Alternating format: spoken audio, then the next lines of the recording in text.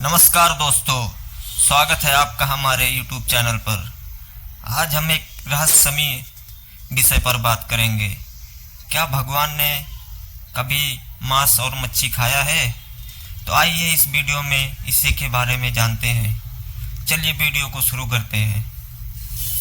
हाँ, भगवान राम के बारे में कुछ ऐसी परंपरा मिलती है जो यह दिखाता है कि उन्होंने अपनी जीवन यात्रा के दौरान कुछ समय तक मछली खाई थी। यह कहानी रामायण के कुछ अंशों में मिलती है।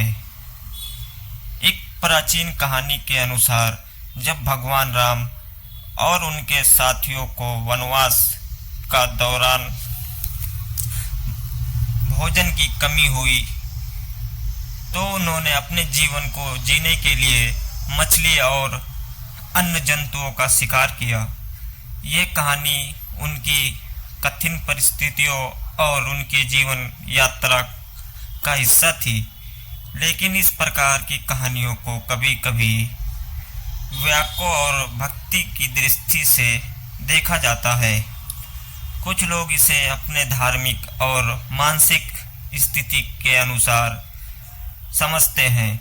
तो यह बात भी ध्यान में रखनी चाहिए कि कुछ लोग भगवान राम को पूरी तरह से अविरोध और परिपूर्ण रूप से धार्मिक मानते हैं और उनकी भोजन की आदत को अपना धार्मिक विचारों से अलग करते हैं। इसलिए यह कहानी कुछ प्राचीन गाथाओं में मिलती है, लेकिन यह भी धार्मिक विचारों और समय के साथ बदलती रही है। आपका प्रश्न एक महत्वपूर्ण और रोचक मुद्दा उठाता है।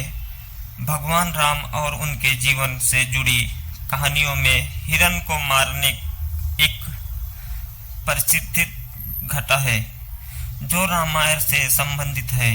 यह कथा सुंदरकांड और युद्ध कांड में मिलती है, जब भगवान राम ने स्वर्ण हिरण को शिकार करने का फैसला किया। एक बार माना जाता है सीता को अपने वनवास के दौरान एक सुंदर हिरण नजर आया। उन्होंने भगवान राम से कहा कि उन्हें यह हिरण बहुत सुंदर लगता है और वो उसे पकड़ने के लिए कहने लगी।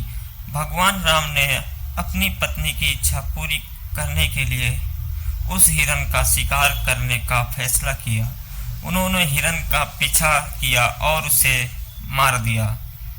यह कहानी इसलिए प्रसिद्ध है क्योंकि हिरण को मारते वक्त भगवान राम ने हिरण को स्वर्ण या माया समझा था, लेकिन इसके पीछे एक और गहरा अर्थ भी है।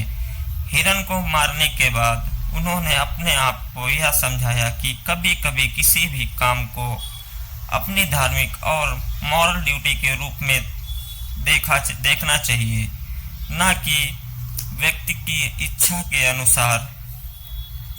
यह भी जरूरी है कि यह समझा जाए कि भगवान राम ने अपने जीवन में कभी भी अपनी इच्छा से जीव जंतु को मारने का उद्देश्य नहीं रखा था।